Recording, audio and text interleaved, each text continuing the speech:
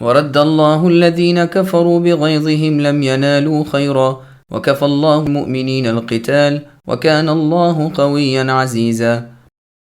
اور اللہ تعالیٰ نے کافروں کو غصے میں بھرے ہوئے ہی نامراد لوٹا دیا کہ ان کی کوئی مراد پوری نہ ہوئی، اور اس جنگ میں اللہ تعالیٰ خود ہی مؤمنوں کو کافی ہو گئے۔ اللہ تعالیٰ بڑی قوتوں والے اور غالب ہیں۔ سامعین، اب اس آیت کی تفسیر سماعت کیجیے۔ جنگ خیبر میں اللہ کی مدد کا نزول۔ اللہ اپنا احسان بیان فرما رہے ہیں کہ اللہ نے طوفان، باد و باراں بھیج کر اور اپنے نہ نظر آنے والے فرشتوں کے لشکر اتار کر کافروں کا دھڑ تو توڑ دیا، اور انہیں سخت مایوسی اور نامرادی کے ساتھ محاصرہ ہٹانا پڑا۔ بلکہ اگر رحمت العالمین محمد صلی اللہ علیہ وسلم کی امت میں نہ ہوتے تو یہ ہوائیں ان کے ساتھ وہی کرتیں جو عادیوں کے ساتھ اس بے برکت ہوا نے کیا تھا۔ چونکہ رب العالمین کا فرمان ہے کہ آپ جب تک ان اے نبی ہیں اللہ تعالیٰ انہیں عام عذاب نہیں کریں گے، لہٰذا انہیں صرف ان کی شرارت کا مزہ چکھا دیا، ان کے مجمع کو منتشر کر کے ان پر سے اپنا عذاب ہٹا لیا۔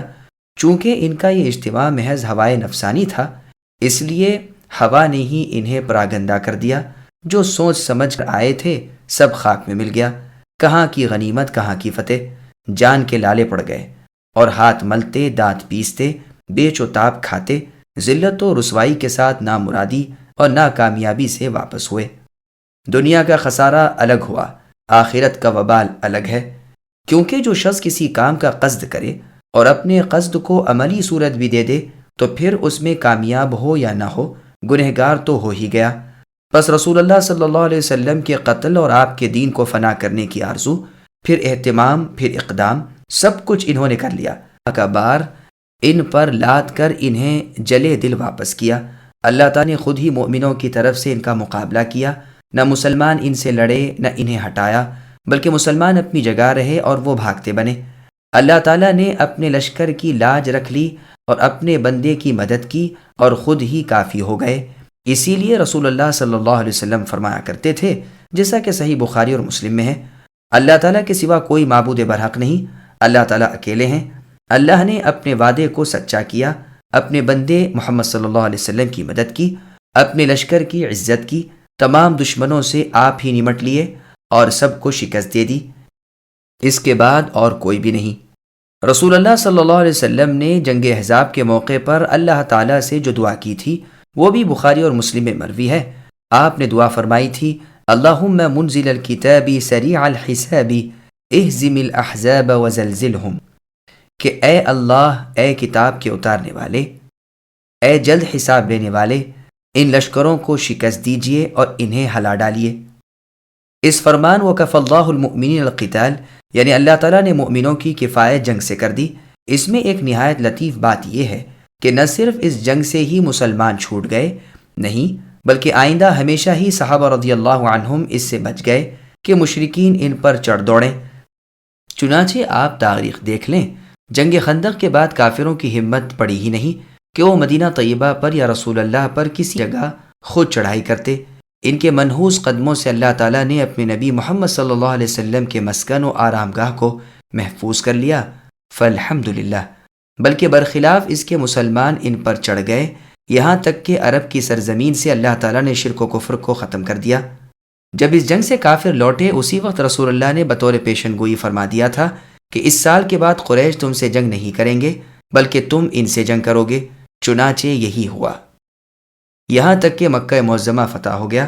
اللہ تعالیٰ کی قوت کا مقابلہ بندے کے بس کا نہیں، اللہ تعالیٰ کو کوئی مغلوب نہیں کر سکتا۔ اللہ ہی نے اپنی مدد و قوت سے ان بھپرے ہوئے اور بکھرے ہوئے لشکروں کو پسپا کیا، انہیں برائے نام بھی کوئی نفع نہ پہنچا۔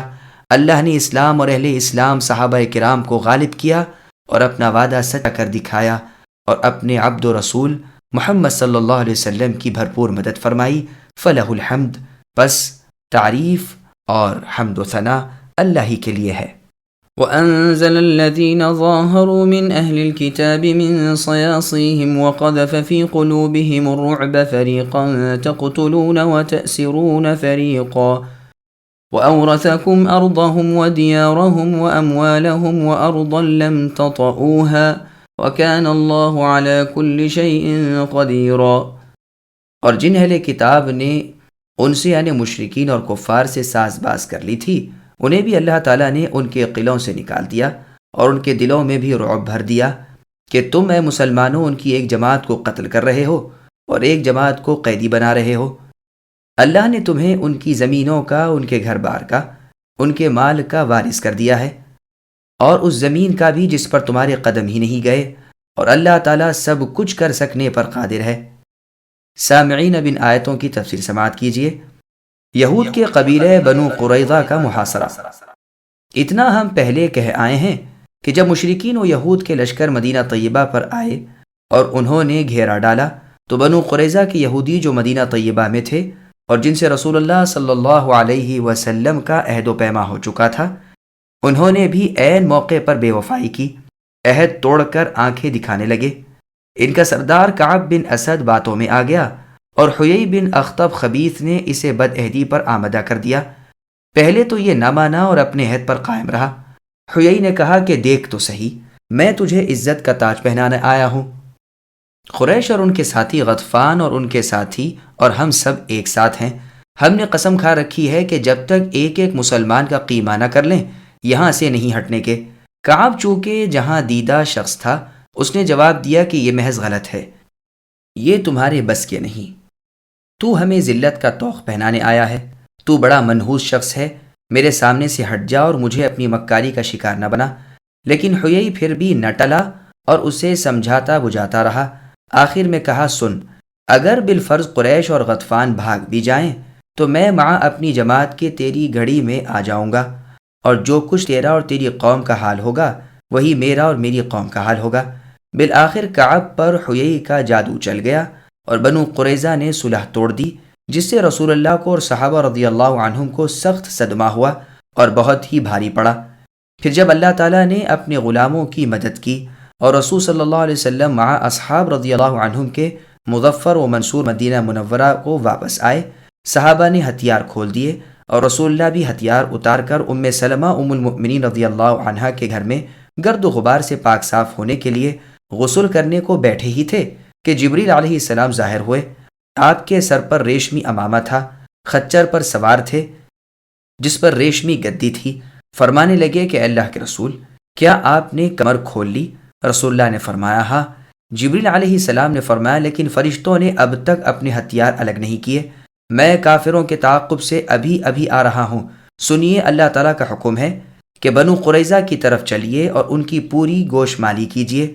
مجھے بھی اللہ تعالیٰ کا حکم مل چکا ہے کہ میں انہیں تھرا دوں۔ رسول اللہ اسی وقت اٹھ کھڑے ہوئے، تیار ہو کر صحابہ رضی اللہ عنہم کو کوچ کا حکم کیا اور فرمایا کہ تم میں سے ہر ایک عصر کی نماز بنو قریظہ ہی میں پڑھے۔ ظہر کے بعد یہ حکم ملا تھا۔ بنو قریظہ کا قلعہ یہاں سے کئی میل پر تھا۔ نماز کا وقت صحابہ رضی اللہ عنہم کو راستے ہی میں آ گیا تو بعضوں نے تو نماز ادا کر لی اور فرمایا رسول اللہ کے اس فرمان کا مطلب یہی تھا کہ ہم بہت تیز چال چلیں، اور بعضوں نے کہا کہ ہم تو وہاں پہنچے بغیر نماز نہیں پڑھیں گے۔ جب آپ کو یہ بات معلوم ہوئی تو آپ نے دونوں میں سے کسی کو ڈانٹ ڈپٹ نہیں کی۔ رسول اللہ نے مدینہ طیبہ پر ابن ام مکتوم رضی اللہ عنہ کو خلیفہ بنایا، علی رضی اللہ عنہ کے ہاتھ میں لشکر کا جھنڈا دیا، اور نبی صلی اللہ علیہ وسلم بھی صحابہ رضی اللہ عنہم کے پیچھے ہی پیچھے بنو قریظہ کی طرف چلے اور جا کر ان کے قلعے کو گھیر لیا۔ یہ محاصرہ 25 روز تک رہا۔ جب یہودیوں کا ناک میں دم آ گیا اور تنگ حال ہو گئے تو انہوں نے اپنا حکم یعنی ثالث سعد بن معاذ رضی اللہ عنہ کو بنایا، جو قبیلہ اوس کے سردار تھے۔ بنو قریظہ میں اور اوس میں زمانہ جاہلیت میں اتفاق و یگانگت تھی، ایک دوسرے کے حلیف تھے، اس لیے ان یہودیوں کو خیال رہا کہ سعد رضی اللہ عنہ ہمارا لحاظ اور پاس کریں گے، جیسے کہ عبداللہ ابن ابی ابن سلول نے بنو قینقاع کو چھڑوایا تھا۔ ادھر سعد رضی اللہ عنہ کی حالت تھی کہ جنگ خندق میں انہیں اکحل کی رگ میں ایک تیر لگا تھا جس سے خون جاری تھا۔ رسول اللہ نے زخم پر داغ لگوایا تھا اور مسجد کے خیمے میں ہی انہیں رکھا تھا کہ پاس ہی پاس عیادت اور بیمار پرسی کر لیا کریں۔ سعد رضی اللہ عنہ نے جو دعائیں کی ان میں سے ایک دعا یہ بھی تھی کہ اے پروردگار، اگر اب بھی کوئی ایسی لڑائی باقی ہے جس میں کفار قریش آپ کے نبی پر چڑھ آئیں تو آپ مجھے زندہ رکھیے کہ میں اس میں شرکت کر سکوں، اور اگر آپ نے کوئی ایک ایسی لڑائی ابھی باقی نہیں رکھی تو خیر میرا زخم خون بہتا رہے لیکن اے میرے پروردگار، جب تک یہودیوں کے قبیلے بنو قریظہ کی سرکشی کی سزا اسے میں اپنی آنکھیں ٹھنڈی نہ کر لوں، آپ میری موت کو مؤخر کرنا۔ سعد رضی اللہ عنہ جیسے مستجاب الدعوات کی دعا کی قبولیت کی شان دیکھیے کہ آپ یہ دعا کرتے ہیں، ادھر یہودان بنو قریظہ آپ کے فیصلے پر اظہار رضامندی کر کے قلعے کو مسلمانوں کے سپرد کرتے ہیں۔ رسول اللہ صلی اللہ علیہ وسلم آدمی بھیج کر آپ کو مدینہ طیبہ سے بلواتے ہیں کہ آپ آ کر ان کے بارے میں اپنا فیصلہ سنا دیں۔ سعد بن معاذ رضی اللہ عنہ گدھے پر سوار کرا لیے گئے اور سارا قبیلہ اوس لپٹ گیا کہ دیکھیے، خیال رکھیے گا، بنو قریظہ آپ کے آدمی ہیں، انہوں نے آپ پر بھروسہ کیا ہے، وہ آپ کے حلیف ہیں، آپ کی قوم کے دکھ سکھ کے ساتھی ہیں، آپ ان پر رحم فرمائیے گا، ان کے ساتھ نرمی سے پیش آئیے گا۔ دیکھیے، اس وقت ان کا کوئی نہیں، وہ آپ کے بس میں ہیں وغیرہ۔ لیکن سعد رضی اللہ عنہ محض خاموش تھے، کوئی جواب نہیں دیتے تھے۔ ان لوگوں نے مجبور کیا کہ جواب دیں، پیچھا ہی نہ چھوڑا۔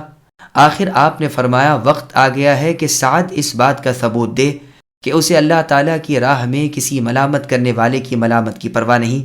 یہ سنتے ہی ان لوگوں کے تو دل ڈوب گئے اور سمجھ لیا کہ بنو قریظہ کی خیر نہیں۔ جب سعد رضی اللہ عنہ کی سواری اس خیمے کے قریب پہنچ گئی جس میں رسول اللہ صلی اللہ علیہ وسلم تھے، تو آپ نے فرمایا، لوگو، اپنے سردار کے استقبال کے لیے اٹھو۔ چنانچہ مسلمان اٹھ کھڑے ہوئے اور آپ کو باعزت و اکرام، وقت و احترام سے سواری سے اتارا۔ یہ اس لیے تھا کہ اس وقت آپ حکم کی حیثیت میں تھے، ان کے فیصلے پورے ناطق و نافذ سمجھے جائیں۔ آپ کے بیٹھتے ہی رسول اللہ صلی اللہ علیہ وسلم نے فرمایا کہ یہ لوگ یعنی بنو قریظہ کی یہودی آپ کے فیصلے پر رضامند ہو کر قلعے سے نکل آئے ہیں، اب آپ ان کے بارے میں جو چاہیں حکم کیجیے۔ سعد رضی اللہ عنہ نے کہا، کیا جو میں ان پر حکم کروں وہ پورا ہوگا؟ رسول اللہ نے فرمایا، ہاں، کیوں نہیں؟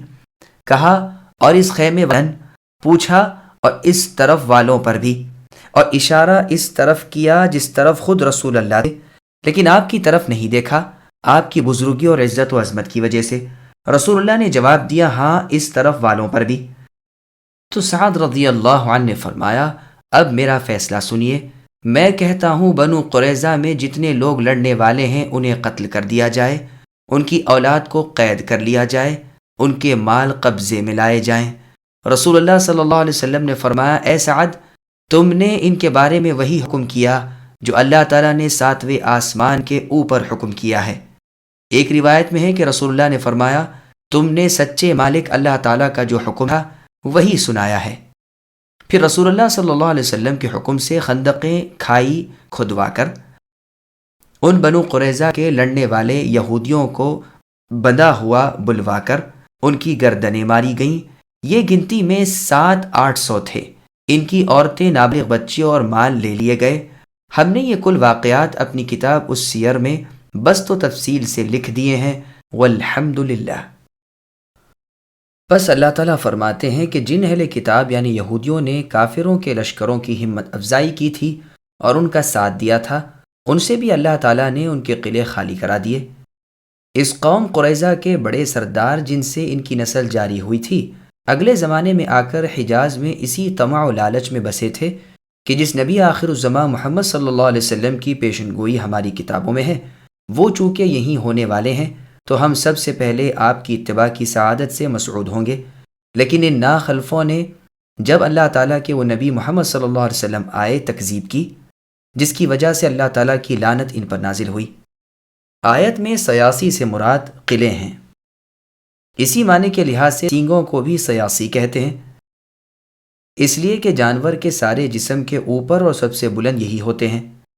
ان کے دلوں میں اللہ تعالیٰ نے رعب ڈال دیا، انہوں نے ہی مشرکین کو بھڑکا کر رسول صلی اللہ علیہ وسلم پر چڑھائی کرائی تھی۔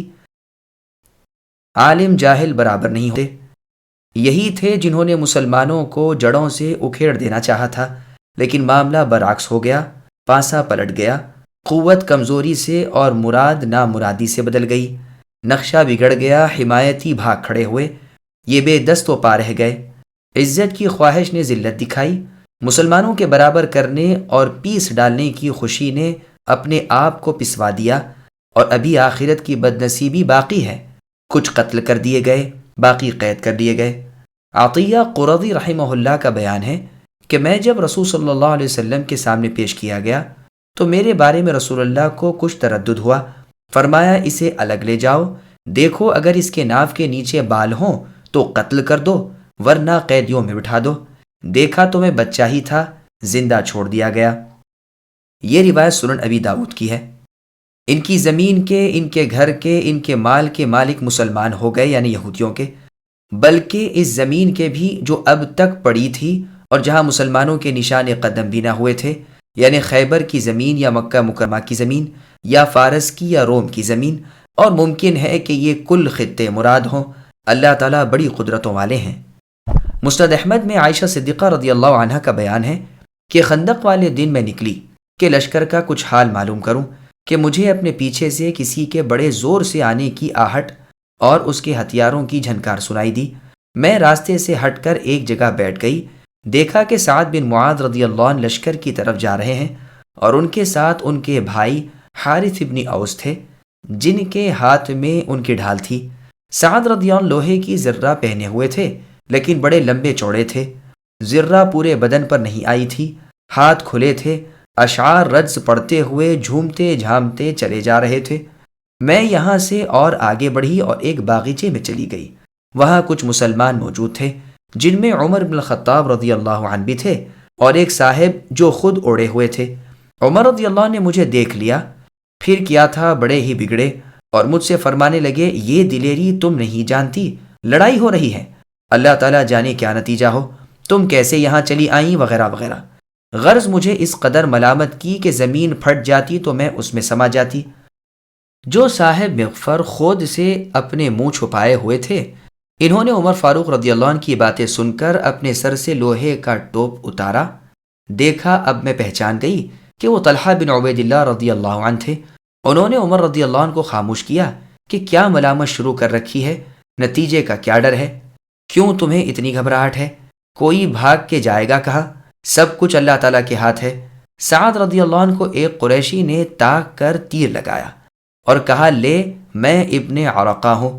سعد رضی اللہ عنہ کی رگ اکحل پر وہ تیر پڑا اور پیوست ہو گیا، خون کی فوارے چھوٹ گئے۔ اسی وقت آپ نے دعا کی کہ اے اللہ مجھے موت نہ دیجیے جب تک کہ بنو قریظہ کی تباہی اپنی آنکھوں نہ دیکھ لوں۔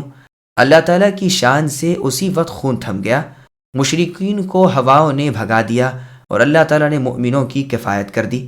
ابو سفیان اور ان کے ساتھی تو بھاگ کر تہامہ میں چلے گئے، عینہ ابن بدر اور اس کے ساتھی نجد میں چلے گئے۔ بنو قریظہ اپنے قلعے میں جا کر پناہ گزین ہو گئے۔ میدان خالی دیکھ کر رسول اللہ صلی اللہ علیہ وسلم مدینہ طیبہ واپس تشریف لے آئے۔ سعد رضی اللہ عنہ کے لیے مسجد میں ہی چمڑے کا ایک خیمہ نصب کیا گیا۔ اسی وقت جبرائیل علیہ السلام آئے اور آپ کا چہرہ گرد آلودہ تھا۔ فرمانے لگے، آپ نے ہتھیار کھول دیے، حالانکہ فرشتے اب تک ہتھیار بند ہیں، اٹھیے بنو قریظہ سے بھی فیصلہ کر لیجئے، ان پر چڑھائی کیجئے۔ رسول اللہ نے فوراً ہتھیار لگائے اور صحابہ رضی اللہ عنہم میں بھی کوچ کی منادی کرا دی۔ بنو تمیم کے مکانات مسجد نبوی صلی اللہ علیہ وسلم سے متصل ہی تھے۔ راہ میں آپ نے ان سے پوچھا، کیوں بھائی کسی کو جاتے ہوئے دیکھا؟ انہوں نے کہا کہ ہاں، ابھی دحیہ کلبی رضی اللہ عنہ گئے ہیں۔ حالانکہ تھے تو وہ جبریل علیہ السلام، لیکن آپ علیہ السلام کی داڑھی چہرہ بالکل دحیہ کلبی رضی اللہ عنہ سے ملتا جلتا تھا۔ اب آپ صلی اللہ علیہ وسلم نے جا کر بنو قریظہ کے قلعے کا محاصرہ کر لیا۔ 25 روز تک یہ محاصرہ رہا۔ جب وہ گھبرائے اور تنگ آ گئے تو ان سے کہا گیا کہ قلعہ ہمیں سونپ دو اور تم بھی ہمارے ہاتھوں میں آ جاؤ، رسول اللہ صلی اللہ علیہ وسلم تمہارے بارے میں جو چاہیں گے فیصلہ فرما دیں گے۔ انہوں نے ابو لبابہ ابن عبد المنذر رضی اللہ عنہ سے مشورہ کیا تو انہوں نے اشارہ کیا کہ اس صورت میں اپنی جان سے ہاتھ دھو لینا ہے۔ انہوں نے یہ معلوم کر کے اسے تو نامنظور کر دیا اور کہنے لگے، ہم قلعہ خالی کر دیتے ہیں، آپ کی فوج کو قبضہ دے دیتے ہیں، ہمارے بارے میں فیصلہ ہم سعد بن معاذ رضی اللہ عنہ کو دیتے ہیں۔ آپ نے اسے بھی منظور فرما لیا۔ سعد رضی اللہ عنہ کو بلوایا، آپ تشریف لے آئے، گدھے پر سوار تھے جس پر کھجور کے درخت کی چھال کی گدی تھی۔ آپ اس پر بمشکل سوار کر دیے گئے تھے۔ آپ کی قوم آپ کو گھیرے ہوئے تھی اور سمجھا رہی تھی کہ دیکھیے بنو قریظہ ہمارے حلیف ہیں، ہمارے دوست ہیں، ہماری موت و زیست کے شریک ہیں اور ان کے تعلقات جو ہم سے ہیں وہ آپ پر پوشیدہ نہیں۔ آپ خاموشی سے سب کی باتیں سنتے جاتے تھے۔ جب ان کے محلے میں پہنچے تو ان کی طرف نظر ڈالی اور کہا، وقت آ گیا ہے کہ میں اللہ تعالیٰ کی راہ میں کسی ملامت کرنے والے کی ملامت کی مطلقاً پرواہ نہ کروں۔ جب رسول اللہ صلی اللہ علیہ وسلم کے خیمے کے پاس ان کی سواری پہنچی تو رسول اللہ نے فرمایا، اپنے سردار کی طرف اٹھو اور انہیں اتارو۔ عمر رضی اللہ عنہ نے کہا، ہمارے سید تو اللہ تعالیٰ ہی ہیں۔ رسول اللہ نے فرمایا، اتارو۔ لوگوں نے مل جل کر انہیں سواری سے اتارا۔ رسول اللہ نے فرمایا، سعد، ان کے یعنی بنو قریظہ کے بارے میں جو حکم کرنا چاہو کر دو۔ آپ رضی اللہ نے فرمایا، ان کے بڑے قتل کر دیے جائیں، ان کے چھوٹے غلام بنائے جائیں، ان کا مال تقسیم کر لیا جائے۔ رسول اللہ نے فرمایا، سعد، تم نے اس حکم میں اللہ تعالیٰ و رسول صلی اللہ علیہ وسلم کی پوری موافقت کی۔ پھر سعد رضی اللہ نے دعا مانگی کہ اے اللہ، اگر آپ کے نبی پر قریش کی کوئی اور چڑھائی بھی باقی ہو تو وہ مجھے اس کی شمولیت کے لیے زندہ رکھیے، ورنہ اپنی طرف بلا لیجیے۔ اسی وقت زخم سے خون بہنے لگا، حالانکہ وہ پورا بھر چکا تھا، یوں ہی سا باقی تھا۔ چنانچہ انہیں پھر واپس اسی خیمے میں پہنچا دیا گیا اور آپ وہیں شہید ہو گئے۔ خود رسول اللہ اور آپ کے ساتھ ابو بکر، عمر رضی اللہ عنہما وغیرہ بھی آئے، سب رو رہے تھے، اور میں ابو بکر رضی اللہ عنہ کی آواز اور عمر رضی اللہ عنہ کی آواز میں تمیز بھی کر رہی تھی۔ واقع اصحاب رسول صلی اللہ علیہ وسلم ایسے ہی تھے جیسے اللہ تعالیٰ نے فرمایا، رحماء بینہم، کہ محمد صلی اللہ علیہ وسلم کے ساتھی آپس میں ایک دوسرے کی پوری محبت اور ایک دوسرے سے الفت رکھنے والے تھے۔ علقمہ رحمہ اللہ نے پوچھا، ام المؤمنین، یہ تو فرمائیے کہ رسول اللہ صلی اللہ علیہ وسلم کس طرح رویا کرتے تھے؟ فرمایا، آپ کی آنکھیں کسی پر آنسو نہیں بہاتی تھیں، ہاں غم و رنج کے موقع پر آپ اپنی داڑھی مبارک اپنی مٹھی میں لے لیتے تھے۔ یہ روایت مسند احمد، نیز صحیح بخاری اور صحیح مسلم میں ہے۔ البتہ نبی صلی اللہ علیہ وسلم سے ماری شفقت اور رحمت کے سخت صدمے اور رنج و غم کے موقع پر آنسوؤں کا بہہ جانا ثابت ہے، واللہ اعلم۔ يا أيها النبي قل لأزواجك إن كنتن تردن الحياة الدنيا وزينتها فتعالين أمتعكن وأسرحكن سراحا جميلا وإن كنتن تردن الله ورسوله والدار الآخرة فإن الله أعد للمحسنات منكن أجرا عظيما۔ اے نبی صلی اللہ علیہ وسلم، اپنی بیویوں سے کہہ دیجئے کہ اگر تمہاری مراد زندگانی دنیا اور زینت دنیا ہے تو آؤ میں تمہیں کچھ دے دلا دوں اور تمہیں اچھائی کے ساتھ چھوڑ دوں، اور اگر تمہاری مراد اللہ تعالیٰ اور رسول صلی اللہ علیہ وسلم اور آخرت کا گھر ہے تو یقین مانو کہ تم میں سے نیک کام کرنے والیوں کے لیے اللہ تعالیٰ نے بہت زبردست اجر رکھ چھوڑے ہیں۔ سامعین، اب ان آیتوں کی تفصیل سماعت کیجیے۔ امہات المؤمنین رضی اللہ عنہم کے فضائل۔ ان آیتوں میں اللہ تعالیٰ اپنے نبی محمد صلی اللہ علیہ وسلم کو حکم دیتے ہیں کہ اپنی بیویوں کو دو باتوں میں سے ایک ہی قبولیت کا اختیار دیں، کہ اگر تم دنیا اور اس کی رونق پر ریجھی ہوئی ہو تو آؤ میں تمہیں اپنے نکاح سے الگ کر دیتا ہوں، اور اگر تم تنگی ترشی پر یہاں صبر کر کے اللہ تعالیٰ کی خوشی، رسول اللہ صلی اللہ علیہ وسلم کی رضامندی چاہتی ہو اور آخرت کی رونق پسند ہے تو صبر و سحار سے میرے ساتھ زندگی گزارو۔ اللہ تعالیٰ تمہیں وہاں کی نعمتوں سے سرفراز فرمائیں گے۔ اللہ تعالیٰ نبی صلی اللہ علیہ وسلم کی تمام بیویوں سے جو ہماری مائیں ہیں خوش رہے۔ سب نے اللہ تعالیٰ کو، اللہ کے رسول کو اور دار آخرت کو ہی پسند فرمایا، جس پر رب تعالیٰ راضی ہوئے، اور پھر آخرت کے ساتھ ہی دنیا کی مسرتیں بھی عطا فرمائیں۔ ام المؤمنین عائشہ رضی اللہ عنہا کا بیان ہے کہ اس آیت کے اترتے ہی اللہ تعالیٰ کے نبی محمد صلی اللہ علیہ وسلم میرے پاس آئے اور مجھ سے فرمانے لگے کہ میں ایک بات کا تم سے ذکر کرنے والا ہوں، تم جواب میں جلدی نہ کرنا، اپنے ماں باپ سے مشورہ کر کے جواب دینا۔ یہ تو آپ جانتے ہی تھے کہ ناممکن ہے کہ میرے والدین مجھے آپ سے جدائی کرنے کا مشورہ دیں۔ پھر آپ نے یہ آیت پڑھ کر سنائی۔ میں نے فوراً جواب دیا کہ اے اللہ کے رسول، اس میں ماں باپ سے مشورہ کرنے کی کون سی بات ہے؟ مجھے اللہ تعالیٰ پسند ہے، اللہ کے رسول محمد صلی اللہ علیہ وسلم یعنی آپ پسند ہیں، اور آخرت کا گھر پسند ہے۔ رسول اللہ کی اور تمام بیویوں نے بھی وہی کیا جو میں نے کیا تھا۔ اور روایت میں ہے کہ 3 دفعہ رسول اللہ صلی اللہ علیہ وسلم نے عائشہ رضی اللہ عنہا سے فرمایا کہ دیکھو، بغیر اپنے ماں باپ سے مشورہ کیے کوئی فیصلہ نہ کر لینا۔ پھر جب رسول اللہ صلی اللہ علیہ وسلم نے میرا جواب سنا تو آپ خوش ہو گئے اور ہنس دیے۔ پھر آپ دوسری ازواج مطہرات رضی اللہ عنہن کے حجروں میں تشریف لے گئے ان سے پہلے ہی فرما دیتے تھے کہ عائشہ نے تو یہ جواب دیا ہے، وہ کہتی تھیں یہی جواب ہمارا بھی ہے۔ فرماتی ہیں کہ اس اختیار کے بعد جب ہم نے آپ کو اختیار کیا تو یہ اختیار طلاق میں شمار نہیں ہوا۔ یہ تمام روایتیں مسند احمد، صحیح بخاری، مسلم وغیرہ کی ہیں۔ مسند احمد میں ہے کہ ابو بکر رضی اللہ عنہ نے رسول اللہ کی خدمت میں حاضر ہونا چاہا، لوگ آپ کے دروازے پر بیٹھے ہوئے تھے اور آپ صلی اللہ علیہ وسلم اندر تشریف فرما تھے، اجازت ملی نہیں۔ اتنے میں عمر رضی اللہ عنہ بھی آ گئے، اجازت چاہی لیکن انہیں اجازت نہ ملی۔ تھوڑی دیر میں دونوں کو یاد فرمایا گیا، گئے دیکھا کہ رسول اللہ کی ازواج مطہرات رضی اللہ عنہن رسول اللہ کے پاس بیٹھی ہیں اور آپ خاموش ہیں۔ عمر رضی اللہ عنہ نے کہا، دیکھو میں اللہ تعالیٰ کے پیغمبر صلی اللہ علیہ وسلم کو ہنسا دیتا ہوں۔ پھر کہنے لگے، اللہ کے رسول، کاش کہ آپ دیکھتے میری بیوی نے آج مجھ سے روپیہ پیسہ مانگا، میرے پاس تھا ہی نہیں۔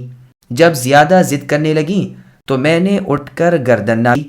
یہ سنتے ہی رسول اللہ صلی اللہ علیہ وسلم ہنس پڑے اور فرمانے لگے، یہاں بھی یہی قصہ ہے، دیکھو یہ سب بیٹھی ہوئی مجھ سے مال طلب کر رہی ہیں۔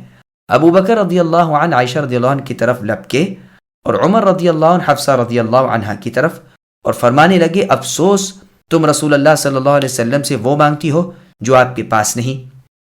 وہ تو کہیے خیر گزری جو رسول اللہ صلی اللہ علیہ وسلم نے انہیں روک لیا، ورنہ عجب نہیں دونوں بزرگ اپنی اپنی صاحبزادیوں کو مارتے۔ اب تو سب بیویاں کہنے لگیں کہ اچھا قصور ہوا، اب سے ہم رسول اللہ کو ہرگز اس طرح تنگ نہ کریں گی۔ اب یہ آیتیں اتریں اور دنیا اور آخرت کی پسندیدگی میں اختیار دیا گیا۔ سب سے پہلے رسول اللہ صلی اللہ علیہ وسلم عائشہ صدیقہ رضی اللہ عنہ کے پاس گئے، انہوں نے آخرت کو پسند کیا جیسے کہ تفصیل وار بیان گزر چکا۔ ساتھ ہی یہ درخواست کی کہ اللہ کے رسول، آپ اپنی کسی دوسری بیوی سے یہ نہ فرمائیے گا کہ میں نے آپ کو اختیار کیا۔ رسول اللہ نے جواب دیا کہ اللہ تعالیٰ نے مجھے چھپانے والا بنا کر نہیں بھیجا، بلکہ میں سکھانے والا، آسانی کرنے والا بنا کر بھیجا گیا ہوں۔ مجھ سے تو جو دریافت کرے گی میں صاف صاف بتا دوں گا۔ علی رضی اللہ عنہ کا فرمان ہے کہ طلاق کا اختیار نہیں دیا گیا تھا بلکہ دنیا آخرت کی ترجیح کا اختیار دیا گیا تھا، لیکن اس کی سند میں بھی انقطاع ہے اور یہ آیت کے ظاہری لفظوں کے بھی خلاف ہے، کیونکہ پہلی آیت کے آخر میں صاف موجود ہے کہ آؤ میں تمہارے حقوق ادا کر دوں اور تمہیں رہائی دے دوں۔ اس میں علماء کرام کا گو اختلاف ہے کہ اگر رسول اللہ طلاق دے دیں تو پھر کسی کو ان سے نکاح جائز ہے یا نہیں، لیکن صحیح قول یہ ہے کہ جائز ہے، تاکہ اس طلاق سے وہ نتیجہ ملے، یعنی دنیا طلبی اور دنیا کی زینت و رونق انہیں حاصل ہو سکے، واللہ عالم۔ جب یہ آیت اتری اور جب اس کا حکم رسول اللہ نے ازواج مطہرات امہات المؤمنین رضی اللہ عنہن کو سنایا، اس وقت رسول اللہ کی 9 بیویاں تھیں، 5 تو قریشیاں، عائشہ، حفصہ، ام حبیبہ، سودا اور ام سلمہ رضی اللہ عنہن، اور صفیہ بنت حیی جو قبیلہ نضیر کی تھیں، اور میمونہ بنت حارث جو ہلالیہ تھیں، اور زینب بنت جحش جو اسدیہ تھیں، اور جویریہ بنت حارث رضی اللہ عنہن جو مصطلقیہ تھیں۔ يا نساء النبي من يأت منكن بفاحشة مبينة يضاعف لها العذاب ضعفين وكان ذلك على الله يسيرا۔ اے نبی کی بیویوں، تم میں سے جو بھی بد اخلاقی کرے گی اسے دوہرا عذاب کیا جائے گا، اور اللہ تعالیٰ کے نزدیک یہ بہت ہی سہل سی بات ہے۔ سامعین، اب اس آیت کی تفسیر سماعت کیجیے۔ امہات المؤمنین عام عورتوں کی طرح نہیں ہیں۔ رسول اللہ صلی اللہ علیہ وسلم کی بیویوں نے یعنی مؤمنوں کی ماؤں نے جب اللہ تعالیٰ کو، اللہ کے رسول کو اور آخرت کے بھلے گھر کو پسند کر لیا اور صفات بلند تر ہے، اس آیت میں انہیں واضح فرما رہے ہیں اور بتلا رہے ہیں کہ تمہارا معاملہ عام عورتوں جیسا نہیں ہے۔ اگر بالفرض تم نے نبی صلی اللہ علیہ وسلم کی فرمانبرداری سے سرتابی کی اور اگر بالفرض تم سے کوئی بدخلقی سرزد ہوئی تو تمہیں دنیا اور آخرت میں عتاب ہوگا۔ چونکہ تمہارے بڑے رتبے ہیں، تمہیں گناہوں سے بالکل دور رہنا چاہیے، ورنہ رتبے کے مطابق مشکل بھی بڑھ جائے گی۔ اللہ تعالیٰ پر سب باتیں سہل اور آسان ہیں۔ یہ یاد رکھنا چاہیے کہ یہ فرمان بطور شرط کے ہے اور شرط کا واقع ہونا ضروری نہیں ہوتا، جیسے اللہ تعالیٰ نے سورہ زمر کی آیت نمبر 65 میں فرمایا، لئن اشرکت لیحبطن عملک، کہ اے نبی صلی اللہ علیہ وسلم اگر آپ نے بھی شرک کیا ہوگا تو آپ کے اعمال اکارت ہو جائیں گے۔ اور سورہ انعام کی آیت نمبر 88 میں نبیوں کا ذکر کر کے فرمایا، وَلَوْ أَشْرَكُوا لَحَبِطَ عَنْهُمْ مَا كَانُوا يَعْمَلُونَ، اگر یہ تمام انبیاء بھی بفرض محال شرک کریں تو ان کی نیکیاں بیکار ہو جائیں۔ اور سورہ زخرف کی آیت نمبر 81 میں اللہ نے فرمایا قُلْ إِنْ كَانَ لِلرَّحْمَنِ وَلَدٌ فَأَنَا أَوَّلُ الْعَابِدِينَ کہ اگر رحمان کے اولاد ہو جو کہ محال اور ناممکن ہے تو میں تو سب سے پہلے عابد ہوں۔ اور سورہ زمر کی آیت نمبر 4 میں فرمایا لو اراد اللہ ان يتخذ ولدا لاصطفى مما يخلق ما يشاء یعنی اگر اللہ تعالیٰ کو اولاد منظور ہوتی تو وہ اپنی مخلوق میں سے جسے چاہتے پسند فرما لیتے۔ وہ تو پاک ہے کہ اولاد رکھے، وہ ایکتا اور ایک ہے، وہ غالب اور سب پر حکمراں ہے۔ بس ان 5 آیتوں میں شرط کے ساتھ بیان ہے، لیکن ایسا ہوا نہیں۔ نہ نبیوں سے شرک ہونا ممکن، نہ رسولوں کے سردار محمد مصطفیٰ صلی اللہ علیہ وسلم سے یہ ممکن، نہ اللہ تعالیٰ کی اولاد۔ اسی طرح امہات المؤمنین رضی اللہ عنہن کی نسبت بھی جو فرمایا کہ اگر تم میں سے کوئی کھلی لغو حرکت کرے تو اسے دگنی سزا ہوگی، اس سے یہ نہ سمجھا جائے کہ واقعی ان میں سے کسی نے کوئی ایسی نافرمانی اور بدخلقی کی ہو۔ نعوذ باللہ، ہم اللہ کی پناہ میں آتے ہیں اس طرح کا اعتقاد رکھنے سے۔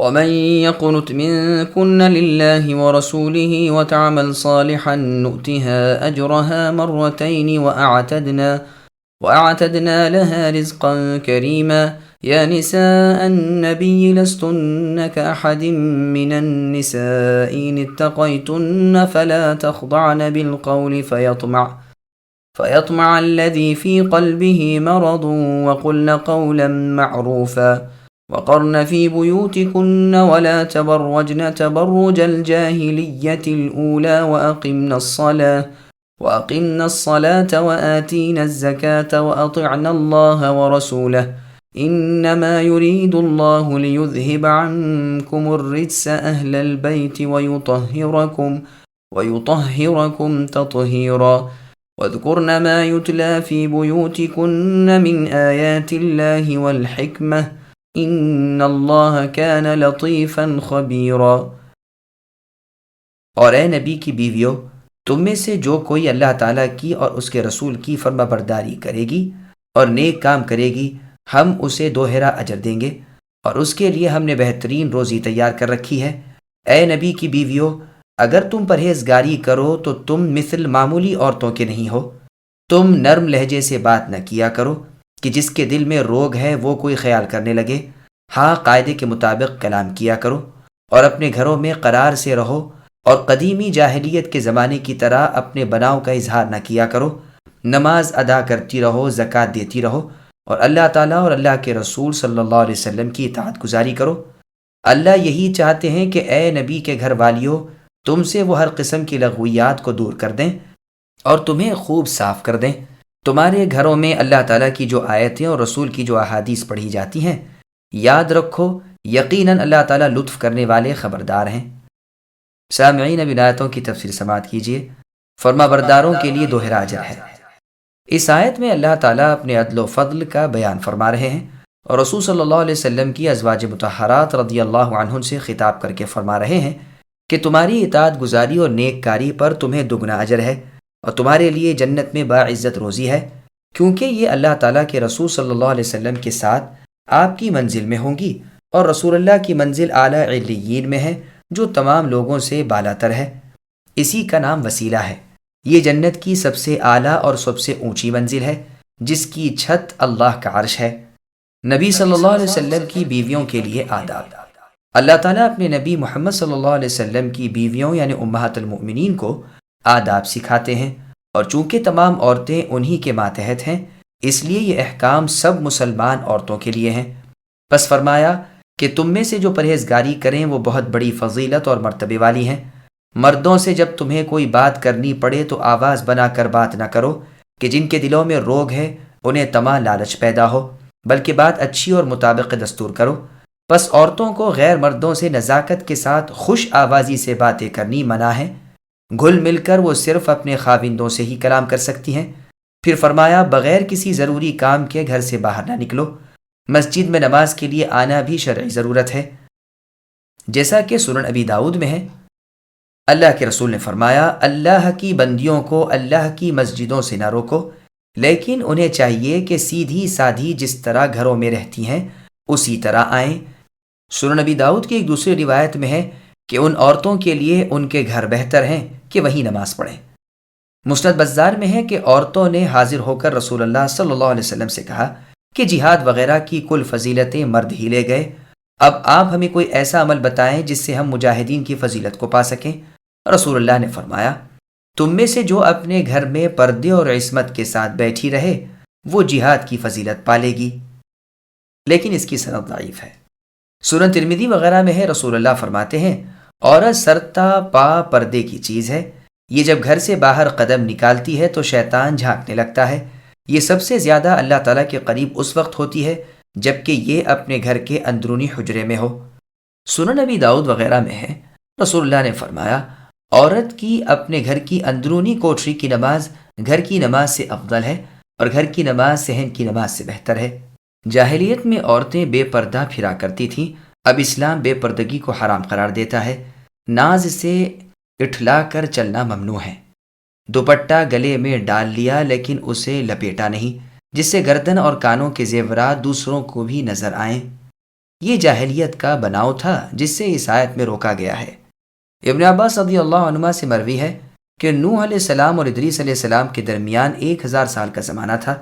اس درمیان میں آدم علیہ السلام کی 2 نسلیں آباد تھیں، ایک تو پہاڑ پر، دوسری نرم زمین پر۔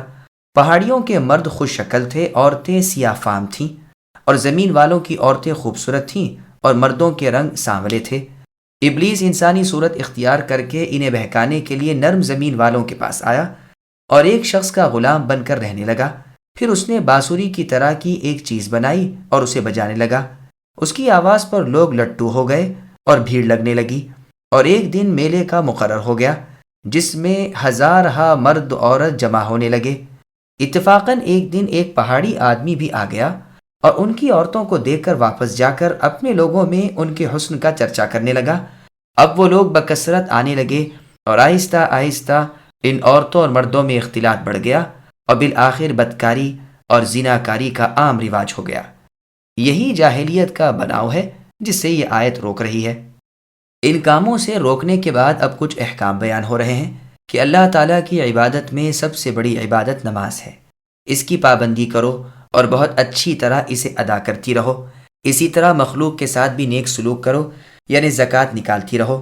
ان خاص احکام کی بجاوری کا حکم دے کر پھر عام طور پر اللہ تعالیٰ کی اور اللہ کے رسول صلی اللہ علیہ وسلم کی فرما برداری کرنے کا حکم دیا۔ پھر فرمایا، اس اہل بیت سے ہر قسم کے میل کچیل کے دور کرنے کا ارادہ ہو چکا ہے، وہ تمہیں بالکل پاک صاف کر دیں گے۔ یہ آیت اس بات پر نص ہے کہ رسول اللہ صلی اللہ علیہ وسلم کی بیویاں ان آیتوں میں اہل بیت میں داخل ہیں، اس لیے کہ یہ آیت انہی کے بارے میں اتری ہے۔ آیت کا شان نزول تو آیت کے حکم میں داخل ہوتا ہی ہے، گو بعض کہتے ہیں کہ صرف وہی داخل ہوتا ہے اور بعض کہتے ہیں وہ بھی اور اس کے سوا بھی، اور یہ دوسرا قول ہی زیادہ صحیح ہے۔ اکرمہ رحمہ اللہ تو بازاروں میں منادی کرتے پھرتے تھے کہ یہ آیت نبی صلی اللہ علیہ وسلم کی بیویوں ہی کے بارے میں خاص طور پر نازل ہوئی ہے، جیسا کہ تفسیر ابن جریر طبری میں ہے۔ ابن ابی حاتم میں عبداللہ بن عباس رضی اللہ عنہما سے بھی یہی مروی ہے، اور اکرمہ رحمہ اللہ تو یہاں تک فرماتے ہیں کہ جو چاہے مجھ سے مباہلہ کر لے۔ یہ آیت رسول اللہ کی ازواج مطہرات امہات المؤمنین رضی اللہ عنہن ہی کی شان میں نازل ہوئی ہے۔ اس قول سے اگر یہ مطلب ہے کہ شان نزول یہی ہے اور نہیں تو یہ ٹھیک ہے، اور اگر اس سے مراد یہ ہے کہ اہل بیت میں اور کوئی ان کے سوا داخل ہی نہیں تو اس میں نظر ہے، اس لیے کہ احادیث سے اہل بیت میں ازواج مطہرات رضی اللہ عنہن کے سوا اوروں کا داخل ہونا بھی پایا جاتا ہے۔ اہل بیت کی فضیلت مسند احمد میں ہے، شداد ابن عمار رحمہ اللہ کہتے ہیں، میں ایک دفعہ واثلہ ابن اسقا رضی اللہ عنہ کے پاس گیا، اس وقت وہاں کچھ اور لوگ بھی بیٹھے ہوئے تھے اور علی رضی اللہ عنہ کا ذکر ہو رہا تھا، وہ آپ کو برا بھلا کہہ رہے تھے، میں نے بھی ان کا ساتھ دیا۔ جب وہ لوگ چلے گئے تو مجھ سے واثلہ رضی اللہ عنہ نے فرمایا، تو نے بھی علی رضی اللہ عنہ کی شان میں گستاخانہ الفاظ کہے؟ میں نے کہا ہاں۔ میں نے بھی سب کی زبان میں زبان ملائی تو فرمایا، سن، میں نے جو دیکھا ہے تجھے سناتا ہوں۔ ایک مرتبہ علی رضی اللہ عنہ کے گھر گیا تو معلوم ہوا کہ رسول اللہ صلی اللہ علیہ وسلم کی مجلس میں گئے ہوئے ہیں۔ میں ان کے انتظار میں بیٹھ گیا، تھوڑی دیر میں دیکھا کہ رسول اللہ آ رہے ہیں اور آپ کے ساتھ علی اور حسن اور حسین رضی اللہ عنہم بھی ہیں۔ دونوں بچے آپ کی انگلی تھامے ہوئے تھے۔ آپ نے علی رضی اللہ عنہ اور فاطمہ رضی اللہ عنہا کو تو اپنے سامنے بٹھا لیا اور دونوں نواسوں حسن حسین رضی اللہ عنہما کو اپنے گھٹنوں پر بٹھا لیا اور ایک کپڑے سے ڈھک لیا، پھر اسی آیت کی تلاوت کر کے فرمایا، اے اللہ، یہ ہیں میرے اہل بیت اور میرے اہل بیت زیادہ حقدار ہیں۔ مسند احمد میں ہے کہ ام سلمہ ام المؤمنین رضی اللہ عنہ فرماتی ہیں، رسول اللہ صلی اللہ علیہ وسلم میرے گھر میں تھے کہ فاطمہ رضی اللہ عنہ آپ کی بیٹی حریرے کی ایک پتیلی بھری ہوئی لائیں۔ رسول اللہ نے فرمایا، اپنے شوہر علی کو اور اپنے دونوں بچوں حسن حسین کو بھی بلا لو۔ چنانچہ وہ بھی آ گئے اور کھانا شروع ہوا۔ رسول اللہ اپنے بسترے پر تھے، خیبر کی ایک چادر آپ کے نیچے بچھی ہوئی تھی، میں حجرے میں نماز ادا کرتی رہی تھی کہ یہ آیت اتری، بس رسول اللہ صلی اللہ علیہ وسلم نے انہیں چادر اڑا دی اور چادر میں سے ایک ہاتھ نکال کر آسمان کی طرف اٹھا کر یہ دعا کی کہ اے اللہ، یہ میرے اہل بیت اور حمایتی ہیں، آپ ان سے ناپاکی دور کر دیجئے اور انہیں طاہر کر دیجئے۔ میں نے اپنا سر گھر میں سے نکال کر کہا، اے اللہ کے رسول، میں بھی آپ سب کے ساتھ ہوں۔ آپ نے فرمایا، یقیناً تم بہتری کی طرف ہو، فی الواقع تم خیر کی طرف ہو۔ اس روایت کے راویوں میں عطا کے استاد کا نام نہیں جو معلوم ہو سکے کہ وہ کیسے راوی ہیں، باقی راوی ثقہ ہیں۔ صحیح مسلم کی روایت میں ہے کہ میں اس وقت گھر کے دروازے پر بیٹھی ہوئی تھی اور میں نے کہا، اے اللہ کے رسول، کیا میں اہل بیت میں سے نہیں ہوں؟ رسول اللہ نے فرمایا، تم بھلائی کی طرف ہو اور نبی کی بیویوں میں سے ہو۔ اور روایت میں ہے، میں نے کہا، مجھے بھی ان کے ساتھ شامل کر لیجئے، تو فرمایا، تم میری اہل ہو۔ عائشہ رضی اللہ عنہا سے مروی ہے کہ رسول اللہ صلی اللہ علیہ وسلم سیاہ چادر اوڑھے ہوئے ایک دن صبح ہی صبح نکلے اور ان چاروں کو اپنی چادر تلے لے کر یہ آیت پڑھی۔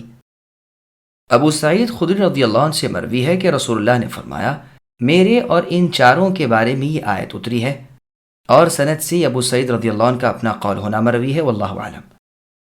سعد رضی اللہ عنہ فرماتے ہیں، جب رسول اللہ پر وحی اتری تو آپ نے ان چاروں کو اپنے کپڑے تلے لے کر فرمایا، اے میرے رب، یہ میرے اہل ہیں اور میرے اہل بیت ہیں۔ صحیح مسلم شریف میں ہے کہ یزید ابن حبان رحمہ اللہ فرماتے ہیں، میں اور حسین ابن صبورہ اور عمرو ابن مسلمہ مل کر زید ابن ارقم رضی اللہ عنہ کے پاس گئے۔ حسین کہنے لگے، اے زید، آپ کو تو بہت سی بھلائیاں مل گئیں، آپ نے رسول اللہ کی زیارت کی، آپ کی احادیث سنی، آپ کے ساتھ جہاد کیے، آپ کے پیچھے نمازیں پڑھیں، غرض آپ نے بہت خیر و برکت پالی۔ اچھا ہمیں کوئی حدیث تو سنائیے۔ آپ نے فرمایا، بھتیجے، اب میری عمر بڑی ہو گئی، رسول اللہ کا زمانہ دور ہو گیا، بعض باتیں ذہن سے جاتی رہیں، اب تو ایسا کرو، جو باتیں میں از خود بیان کروں انہیں قبول کر لو، ورنہ مجھے تکلیف نہ دو۔ سنو، مکے اور مدینے کے درمیان کی ایک پانی کی جگہ پر جسے خم کہا جاتا ہے، رسول اللہ صلی اللہ علیہ وسلم نے کھڑے ہو کر ہمیں ایک خطبہ سنایا۔ اللہ تعالیٰ کی حمد و ثنا اور واز و پند کے بعد فرمایا، میں ایک انسان ہوں، بہت ممکن ہے کہ میرے پاس میرے رب کا قاصد آئے اور میں اس کی مان لوں۔ میں تم میں دو چیزیں چھوڑے جا رہا ہوں، پہلی تو کتاب اللہ جس میں ہدایت و نور ہے، تم اللہ تعالیٰ کی کتاب کو لو اور اسے مضبوطی سے تھام لو۔ پھر تو آپ نے کتاب اللہ کی بڑی رغبت دلائی اور اس کی طرف ہمیں خوب متوجہ فرمایا۔ پھر فرمایا، اور میرے اہل بیت کے بارے میں اللہ تعالیٰ کو یاد دلاتا ہوں، 3 مرتبہ یہی کلمہ فرمایا۔ تو حسین نے زید رضی اللہ عنہ سے پوچھا، نبی صلی اللہ علیہ وسلم کے اہل بیت کون ہیں؟ اہل بیت سے کون لوگ مراد ہیں؟ کیا آپ کی بیویاں آپ کے اہل بیت نہیں ہیں؟ فرمایا، آپ کی بیویاں تو آپ کی اہل بیت ہیں ہی، لیکن آپ کے اہل بیت وہ ہیں جن پر آپ کے بعد صدقہ کھانا حرام ہے۔ پوچھا، وہ کون ہے؟ فرمایا، آل علی، آل عقیل، آل جعفر، آل عباس۔ پوچھا، کیا ان سب پر آپ کے بعد صدقہ حرام ہے؟ کہا، ہاں۔ دوسری سند سے یہ بھی مروی ہے کہ میں نے پوچھا، کیا آپ کی بیویاں بھی اہل بیت میں داخل ہیں؟ کہا، نہیں، قسم ہے اللہ تعالیٰ کی، بیوی کا تو یہ ہے کہ وہ اپنے خاوند کے پاس گو عرصے دراز سے ہو، لیکن پھر اگر وہ طلاق دے دے تو اپنے میکے میں اور اپنی قوم میں چلی جاتی ہے۔ آپ کے اہل بیت آپ کے اصل اور عصبہ ہیں جن پر آپ کے بعد صدقہ حرام ہے۔ اس روایت میں یہی ہے، لیکن پہلی روایت ہی اولا ہے اور اسی کو لینا ٹھیک ہے، اور اس دوسری میں جو ہے اس سے مراد صرف حدیث میں جن اہل بیت کا ذکر ہے وہ ہے، کیونکہ وہاں وہ آل مراد ہے جن پر صدقہ خوری حرام ہے، یا یہ کہ مراد صرف بیویاں ہی نہیں بلکہ وہ ماں آپ کے اور آل کے ہیں۔ یہی بات زیادہ راجح ہے۔ اور اس سے اس روایت اور اس سے پہلے کی روایت میں جمع بھی ہو جاتی ہے، اور قرآن اور پہلی احادیثوں میں بھی جمع ہو جاتی ہے، لیکن یہ اس صورت میں کہ ان احادیث کی صحت کو تسلیم کر لیا جائے، کیونکہ ان کی بعض اسنادوں میں نظر ہے، واللہ تعالی عالم۔ جس شخص کو نور معرفت حاصل ہو اور قرآن میں تدبر کرنے کی عادت ہو، وہ یقیناً بیک نگاہ جان لے گا کہ اس آیت میں رسول اللہ کی بیویاں بلا شک و شبہ داخل ہیں، اس لیے کہ اوپر سے کلام ہی ان کے ساتھ اور انہی کے بارے میں چل رہا ہے۔ یہی وجہ ہے کہ اس کے بعد ہی فرمایا کہ اللہ تعالیٰ کی آیتیں اور رسول صلی اللہ علیہ وسلم کی باتیں جن کا درس تمہارے گھروں میں ہو رہا ہے، انہیں یاد رکھو اور ان پر عمل کرو۔ پس آیات اللہ اور حکمت سے مراد بقول قتادہ رحمہ اللہ وغیرہ کتاب اور سنت ہے۔ پس یہ خاص خصوصیت ہے جو ان کے سوا کسی اور کو نہیں ملی کہ ان کے گھروں میں اللہ تعالیٰ کی وحی اور رحمت الہی نازل ہوا کرتی ہے، اور ان میں بھی یہ شرف ام المؤمنین عائشہ صدیقہ رضی اللہ عنہا کو بطور اولا اور سب سے زیادہ حاصل ہے، کیونکہ صحیح بخاری کی حدیث میں ہے، یہ بات صاف وارد ہے کہ کسی عورت کے بستر پر رسول اللہ صلی اللہ علیہ وسلم کی طرف وحی نہیں آئی بجز آپ کے بستر کے۔ یہ اس لیے بھی کہ رسول اللہ نے آپ کے سوا کسی اور باکرہ یعنی کنواری سے نکاح نہیں کیا تھا، ان کا بستر بجز رسول اللہ کے اور کسی کے لیے نہ تھا، پس اس زیادتی درجہ اور بلند مرتبے کی وہ صحیح طور پر مستحق تھیں۔ ہاں جبکہ آپ کی بیویاں آپ کی اہل بیت ہوئیں تو آپ کے قریبی رشتہ دار بطور اولا آپ کے اہل بیت ہیں، جیسا کہ حدیث میں گزر چکا کہ میرے اہل بیت زیادہ حقدار ہیں۔ اس کی مثال میں یہ آیت ٹھیک طور پر پیش ہو سکتی ہے، یعنی سورہ توبہ کی آیت نمبر 108، جس میں اللہ نے فرمایا لَمَسْجِدٌ أُسِّسَ عَلَى التَّقْوَى مِنْ أَوَّلِ يَوْمٍ الآیہ، کہ یہ آپ کی تو ہے مسجد قباء کے بارے میں، جیسے کہ صاف صاف احادیث میں موجود ہے، لیکن صحیح مسلم میں ہے کہ جب رسول اللہ سے سوال ہوا کہ اس مسجد سے کون سی مسجد مراد ہے تو آپ نے فرمایا وہ میری ہی مسجد ہے، یعنی مسجد نبوی۔ بس جو صفت مسجد قباء میں تھی وہی صفت چونکہ مسجد نبوی میں بھی ہے، اس لیے اس مسجد کو بھی اسی نام سے اس آیت کے تحت داخل کر دیا۔ ابن ابی حاتم میں ہے کہ علی رضی اللہ عنہ کی شہادت کے بعد حسن رضی اللہ عنہ کو خلیفہ بنایا گیا۔ آپ ایک مرتبہ نماز پڑھا رہے تھے کہ بنو اسد قبیلے کا ایک شخص کود کر آیا اور سجدے کی حالت میں آپ کے جسم میں خنجر گھونپ دیا جو آپ کے نرم گوشت میں لگا، جس سے آپ کئی مہینے بیمار رہے۔ جب اچھے ہو گئے تو مسجد میں آئے، منبر پر بیٹھ کر خطبہ پڑھا جس میں فرمایا اے عراقیو، ہمارے بارے میں اللہ تعالیٰ سے ڈرو، ہم تمہارے حاکم ہیں، تمہارے مہمان ہیں، ہم اہل بیت ہیں جن کے بارے میں آیت انما یرید اللہ اتری ہے۔ اس پر آپ نے خوب زور دیا اور اس مضمون کو بار بار ادا کیا جس سے مسجد والے رونے لگے۔ ایک مرتبہ علی بن حسین رحمہ اللہ نے ایک شامی شخص سے فرمایا تھا کیا تو نے سورہ احزاب کی آیت تطہیر نہیں پڑھی؟ اس نے کہا، فرمایا ہاں، اللہ تعالیٰ بڑے لطف و کرم والے، بڑے علم اور پوری خبر والے ہیں، اللہ نے جان لیا کہ تم اللہ کے لطف کے اہل ہو، اس لیے اللہ نے تمہیں یہ نعمتیں عطا فرمائیں اور یہ فضیلتیں تمہیں دیں۔ جریر کے ہوئے کہ اے نبی کی بیویوں، اللہ تعالیٰ کی نعمت تم پر ہے، اسے تم یاد کرو کہ اللہ نے تمہیں ان گھروں میں آباد کیا جہاں آیات اللہ اور حکمت یعنی حدیثیں پڑھی جاتی ہیں۔ تمہیں اللہ تعالیٰ کی اس نعمت پر اللہ کا شکر کرنا چاہیے اور اللہ کی حمد پڑھنی چاہیے کہ تم پر اللہ تعالیٰ کا لطف و کرم ہے کہ اللہ نے تمہیں ان گھروں میں آباد کیا۔ حکمت سے مراد سنت و حدیث ہے۔ اللہ تعالیٰ انجام تک سے خبردار ہے، اس لیے اپنے پورے اور صحیح علم سے جانچ کر تمہیں اپنے نبی محمد صلی اللہ علیہ وسلم کی بیویاں بننے کے لیے منتخب کیا۔ پس دراصل یہ بھی اللہ تعالیٰ کا تم پر احسان ہے جو لطیف و خبیر ہے اور ہر چیز کے جز و کل سے بخوبی واقف ہے۔ ان المسلمين والمسلمات والمؤمنين والمؤمنات والقانتين والقانتات والصادقين والصادقات والصابرين والصابرات والخاشعين والخاشعات والمتصدقين والمتصدقات والصائمين والصائمات والحافظين فروجهم والحافظات والذاكرين الله كثيرا والذاكرات والذاكرين الله كثيرا والذاكرات أعد الله لهم مغفرة وأجرا عظيما۔ بے شک مسلمان مرد اور مسلمان عورت، مرد اور ایماندار عورتیں، فرما برداری کرنے والے مرد اور فرما بردار عورتیں، راست باز مرد اور راست باز عورتیں، صبر کرنے والے مرد اور صبر کرنے والی عورتیں، عاجزی کرنے والے مرد اور عاجزی کرنے والی عورتیں، خیرات کرنے والے مرد اور خیرات کرنے والی عورتیں، روزے رکھنے والے مرد اور روزے رکھنے والی عورتیں، اپنے نفس کی نگہبانی کرنے والے مرد اور نگہبانی کرنے والیاں، بکثرت اللہ کا ذکر کرنے والے مرد اور ذکر کرنے والیاں، ان سب کے لیے اللہ تعالیٰ نے وسیع مغفرت اور بڑا ثواب تیار کر رکھا ہے۔ سامعین، اب اس آیت کی تفسیر سماعت کیجیے۔ مؤمن مردوں اور عورتوں کی علامات اور فضائل۔ چنانچہ مسند احمد میں ہے، ام المؤمنین ام سلمہ رضی اللہ عنہا نے ایک مرتبہ رسول اللہ صلی اللہ علیہ وسلم کی خدمت میں عرض کیا کہ آخر اس کی کیا وجہ ہے کہ مردوں کا ذکر قرآن میں آتا رہتا ہے لیکن ہم عورتوں کا تو ذکر ہی نہیں کیا جاتا۔ ایک دن میں اپنے گھر میں بیٹھی اپنا سر سلجھا رہی تھی کہ میں نے رسول اللہ صلی اللہ علیہ وسلم کی آواز ممبر پر سنی۔ میں نے بالوں کو تو یوں ہی لپیٹ لیا اور حجرے میں آ کر آپ کی بات سننے لگی تو رسول اللہ اس وقت یہی آیت تلاوت فرما رہے تھے۔ سنن نسائی وغیرہ میں اور بہت سی روایتیں آپ سے مختصراً مروی ہیں۔ ایک روایت میں ہے کہ چند عورتوں نے رسول اللہ سے یہ کہا تھا، اور روایت میں ہے کہ عورتوں نے ازواج مطہرات رضی اللہ عنہن سے یہ کہا تھا۔ اسلام اور ایمان کو الگ الگ بیان کرنا دلیل ہے اس بات کی کہ ایمان اسلام کا غیر ہے اور ایمان اسلام سے مخصوص و ممتاز ہے، جیسا کہ اللہ تعالیٰ نے سورہ حجرات کی آیت نمبر 14 میں فرمایا، قالت الاعراب آمنا۔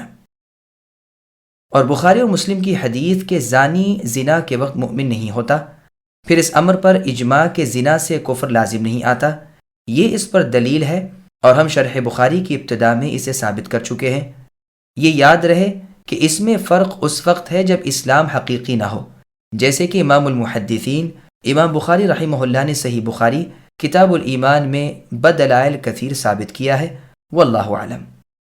قنوت سے مراد سکون کے ساتھ اطاعت گزاری ہے، جیسے سورہ زمر کی آیت نمبر 9 میں اللہ نے فرمایا، امن ہوا قانت، اور سورہ روم کی آیت نمبر 26 میں فرمایا، وَلَهُ مَنْ فِي السَّمَاوَاتِ وَالْأَرْضِ كُلٌّ لَهُ قَانِتُونَ، یعنی آسمان و زمین کی ہر چیز اللہ تعالیٰ کی فرما بردار ہے۔ اور سورہ آل عمران کی آیت نمبر 43 میں اللہ نے فرمایا، یا مریم اقنتی، اور سورہ بقرہ کی آیت نمبر 238 میں فرمایا، وَقُومُوا لِلَّهِ قَانِتِينَ، یعنی اللہ تعالیٰ کے سامنے با ادب فرما برداری کی صورت میں کھڑے ہوا کرو۔ بس اسلام کے اوپر کا مرتبہ ایمان ہے، اور ان کے اجتماع سے انسان میں حکم برداری اور اطاعت گزاری پیدا ہو جاتی ہے، باتوں کی سچائی اللہ تعالیٰ کو، اور یہ عادت ہر طرح محمود ہے۔ صحابہ کبار میں تو وہ بزرگ بھی تھے جنہوں نے جاہلیت کے زمانے میں بھی کوئی جھوٹ نہ بولا تھا۔ سچائی ایمان کی نشانی ہے اور جھوٹ نفاق کی علامت ہے۔ سچا نجات پاتا ہے، سچ ہی بولا کرو۔ سچائی نیکی کی طرف رہبری کرتی ہے اور نیکی جنت کی طرف۔ جھوٹ سے بچو، جھوٹ بدکاری کی طرف رہبری کرتا ہے اور فسق و فجور انسان کو جہنم کی طرف لے جاتے ہیں۔ انسان سچ بولتے بولتے اور سچائی کا قصد کرتے کرتے اللہ تعالیٰ کے ہاں صدیق یعنی سچوں میں لکھ لیا جاتا ہے، اور جھوٹ بولتے ہوئے اور جھوٹ کا قصد کرتے ہوئے اللہ تعالیٰ کے نزدیک جھوٹا لکھ لیا جاتا ہے۔ یہ روایت صحیح بخاری نیز مسلم میں ہے، اور بھی اس بارے میں بہت سی احادیث ہیں۔ اس علم پر کہ تقدیر کا لکھا ٹلتا نہیں، سب سے زیادہ سخت صبر صدمے کے ابتدائی وقت پر ہے اور اسی کا اجر زیادہ ہے، پھر تو جو زمانہ گزرتا ہے خواہ مخواہ ہی صبر آ جاتا ہے۔ خشوع سے مراد تسکین، دل جمعی، تواضع، فروتنی اور عاجزی ہے۔ یہ انسان میں اس وقت آتی ہے جب کہ دل میں خوف الہی ہو اور رب کو ہر وقت دیکھنے والے اور ہر چیز سے باخبر جانتا ہو، اور اس طرح اللہ تعالیٰ کی عبادت کرنے والا ہو جیسے وہ اللہ تعالیٰ کو دیکھ رہا ہے، اور یہ نہیں تو کم از کم اس درجے پر تو ضرور ہو کہ اللہ تعالیٰ اسے دیکھ رہے ہیں۔ صدقے سے مراد محتاج ضعیفوں کو جن کی کوئی کمائی نہ ہو، نہ جن کا کوئی کمانے والا ہو، انہیں اپنا فالتو مال دینا اس نیت سے کہ اللہ تعالیٰ کی اطاعت ہو اور اللہ کی مخلوق کا کام بنے۔ بخاری اور مسلم کی حدیث میں ہے، آپ فرماتے ہیں، 7 قسم کے لوگوں کو اللہ تعالیٰ اپنے عرش تلے سائے میں جگہ دیں گے بروز قیامت۔ جس دن اللہ کے سائے کے سوا کوئی سایہ نہ ہوگا۔ اس میں ایک وہ بھی ہے جو صدقہ دیتا ہے، لیکن اس طرح پوشیدہ طور پر کہ داہنے ہاتھ کے خرچ کی بائیں ہاتھ کو خبر نہیں لگتی۔ اور سنن ترمذی میں ہے، آپ نے فرمایا صدقہ خطاؤں کو اس طرح مٹا دیتا ہے جس طرح پانی آگ کو بجھا دیتا ہے۔ سعید بن جبیر رحمہ اللہ فرماتے ہیں، رمضان کے روزے رکھ کر جس نے ہر مہینے میں 3 روزے رکھ لیے وہ والصائمین والصائمات میں داخل ہو گیا۔ روزہ شہوت کو بھی جھکا دینے والا ہے۔ چنانچہ صحیح بخاری، صحیح مسلم، سنن ابی داؤد وغیرہ میں رسول صلی اللہ علیہ وسلم کی حدیث ہے، اے نوجوانوں، تم میں سے جسے طاقت ہو وہ تو اپنا نکاح کر لے تاکہ اس سے نگاہیں نیچی رہیں اور پاک دامنی حاصل ہو جائے، اور جسے نکاح کی طاقت نہ ہو وہ روزے رکھے، یہی اس کے لیے گویا خسی ہونا ہے۔ اسی لیے روزوں کے ذکر کے بعد ہی بدکاری سے بچنے کا ذکر کیا اور فرمایا کہ یہ مسلمان مرد و عورت حرام سے اور گناہ کے کاموں سے بچے رہتے ہیں، اپنی اس خاص قوت کو جائز جگہ صرف کرتے ہیں۔ جیسے اور آیت میں ہے، اللہ نے فرمایا کہ یہ لوگ یعنی ایمان والے اپنے بدن کو روکے رہتے ہیں مگر اپنی بیویوں سے اور لونڈیوں سے، ان پر کوئی ملامت نہیں، ہاں اس کے سوا جو اور کچھ طلب کرے وہ حد سے گزر جانے والا ہے۔ اللہ تعالیٰ کے ذکر کی نسبت ایک حدیث ہے جس کو امام ابو داؤد نے روایت کیا ہے۔ اللہ کے رسول صلی اللہ علیہ وسلم نے فرمایا، جب شوہر اپنی بیوی کو رات کے وقت جگا کر 2 رکعت نماز دونوں پڑھ لیں تو وہ اللہ تعالیٰ کا ذکر کرنے والوں میں لکھ لیے جاتے ہیں۔ مسند احمد میں ہے کہ رسول اللہ صلی اللہ علیہ وسلم مکے کے راستے میں جا رہے تھے، جمدان پر پہنچ کر فرمایا، یہ جمدان ہے، مفرد بن کر چلے چلو۔ مفرد سبقت کر گئے۔ لوگوں نے پوچھا، اے اللہ کے رسول، مفرد سے کیا مراد ہے؟ فرمایا، اللہ تعالیٰ کا بہت زیادہ ذکر کرنے والے۔ پھر فرمایا، اے اللہ، حج و عمرے میں اپنا سر منڈوانے والوں پر رحم فرمائیے۔ لوگوں نے کہا، بال کتروانے والوں کے لیے بھی دعا کیجیے۔ آپ نے فرمایا، اللہ سر منڈوانے والوں کو بخشیے۔ لوگوں نے پھر کتروانے والوں کے لیے درخواست کی تو آپ نے فرمایا، کتروانے والے بھی۔ رسول اللہ کا فرمان ہے کہ اللہ تعالیٰ کے عذابوں سے نجات دینے والا کوئی عمل اللہ کی یاد سے بڑا نہیں۔ چنانچہ سنن ترمذی میں ہے کہ ایک مرتبہ رسول اللہ نے فرمایا، میں تمہیں سب سے بہتر، سب سے پاک اور سب سے بلند درجے کا عمل بتاؤں جو تمہارے حق میں سونا چاندی اللہ تعالیٰ کی راہ میں لٹانے سے بھی بہتر ہو، اور اس سے بھی افضل ہو کہ کل تم اپنے دشمنوں سے مقابلہ کرو، تم ان کی گردنیں مارو اور وہ تمہاری گردنیں مارے۔ لوگوں نے کہا، اللہ کے رسول ضرور بتلائیے۔ فرمایا، اللہ عز و جل کا ذکر۔ کثرت ذکر اللہ تعالیٰ کی فضیلت میں اور بھی بہت سی احادیث ہیں۔ اسی صورت کی آیت یعنی سورہ احزاب کی آیت نمبر 41 میں اللہ کا فرمان ہے، یا ایھا الذین آمنوا اذکروا اللہ کی تفسیر میں ہم ان احادیث کو بیان کریں گے انشاء اللہ تعالی۔ پھر آگے اللہ نے فرمایا، یہ نیک صفتیں جن میں ہوں ہم نے ان کے لیے مغفرت تیار کر رکھی ہے اور اجر عظیم یعنی جنت۔ وما كان لمؤمن ولا مؤمنة إذا قضى الله ورسوله أمرا أن يكون لهم الخيرة من أمرهم ومن يعص الله ورسوله فقد ضل ضلالا مبينا۔ اور کسی مسلمان مرد و عورت کو اللہ اور اللہ کے رسول کے فرمان کے بعد اپنے کسی امر کا کوئی اختیار باقی نہیں رہتا۔ یاد رکھو، اللہ تعالیٰ اور اللہ کے رسول کی جو بھی نافرمانی کرے وہ صریح گمراہی میں پڑے گا۔ سامعین، اب اس آیت کی تفسیر سماعت کیجیے۔ پیغمبر محمد صلی اللہ علیہ وسلم کے حکم کے آگے کسی کو کچھ اختیار نہیں۔ رسول اللہ صلی اللہ علیہ وسلم زید بن حارثہ رضی اللہ عنہ کا پیغام لے کر زینب بنت جحش رضی اللہ عنہ کے پاس گئے۔ انہوں نے کہا، میں ان سے نکاح نہیں کروں گی۔ آپ نے فرمایا، ایسا نہ کہو اور ان سے نکاح کر لو۔ زینب رضی اللہ عنہ نے جواب دیا کہ اچھا، پھر کچھ مہلت دیجیے، میں کچھ سوچوں۔ ابھی یہ باتیں ہو رہی تھیں کہ وحی نازل ہوئی اور یہ آیت اتری۔ اسے سن کر زینب رضی اللہ عنہ نے فرمایا، اے اللہ کے رسول، کیا آپ اس نکاح سے رضامند ہیں؟ آپ نے فرمایا، ہاں۔ تو زینب رضی اللہ عنہ نے جواب دیا کہ بس پھر مجھے کوئی انکار نہیں، میں اللہ تعالیٰ کے رسول صلی اللہ علیہ وسلم کی نافرمانی نہیں کروں گی، میں نے اپنا نفس ان کے نکاح میں دے دیا۔ اور روایت میں ہے کہ وجہ انکار یہ تھی کہ نسب کے اعتبار سے یہ بنسبت زید رضی اللہ عنہ کے زیادہ شریف تھیں۔ زید رضی اللہ عنہ رسول اللہ کے آزاد کردہ غلام تھے۔ عبد الرحمن ابن زید ابن اسلم فرماتے ہیں کہ یہ آیت عقبہ ابن ابی معیط کی صاحبزادی ام کلثوم رضی اللہ عنہا کے بارے میں نازل ہوئی ہے۔ صلح حدیبیہ کے بعد سب سے پہلی مہاجر عورت یہی تھیں۔ انہوں نے رسول اللہ صلی اللہ علیہ وسلم سے کہا کہ اللہ کے رسول، میں اپنا نفس آپ کو ہبہ کرتی ہوں۔ رسول اللہ نے فرمایا مجھے قبول ہے۔ پھر زید ابن حارثہ رضی اللہ عنہ سے ان کا نکاح کرا دیا۔ غالباً یہ نکاح زینب رضی اللہ عنہ کی علیحدگی کے بعد ہوا ہوگا۔ اس سے ام کلثوم ناراض ہوئیں اور ان کے بھائی بھی بگڑ بیٹھے کہ ہمارا اپنا ارادہ خود رسول اللہ سے نکاح کا تھا، نہ کہ آپ کے غلام سے نکاح کرنے کا۔ اس پر یہ آیت اتری، بلکہ اس سے بھی زیادہ معاملہ صاف کر دیا گیا اور فرما دیا گیا النبی اولی بالمؤمنین من انفسہم، کہ نبی صلی اللہ علیہ وسلم مؤمنوں کی اپنی جانوں سے بھی زیادہ اولا ہیں۔ پس آیت ما کان للمؤمنین خاص ہے اور اس سے بھی جامع آیت یہ ہے۔ مسند احمد میں ہے کہ ایک انصاری کو رسول اللہ نے فرمایا تم اپنی لڑکی کا نکاح جلیبیب سے کر دو۔ انہوں نے جواب دیا کہ اچھی بات ہے، میں اس کی ماں سے بھی مشورہ کر لوں۔ جا کر ان سے مشورہ کیا تو انہوں نے کہا یہ نہیں ہو سکتا، ہم نے فلاں فلاں ان سے بڑے بڑے آدمیوں کے پیغام تو واپس کر دیے اور اب جلیبیب رضی اللہ عنہ سے نکاح کر دیں۔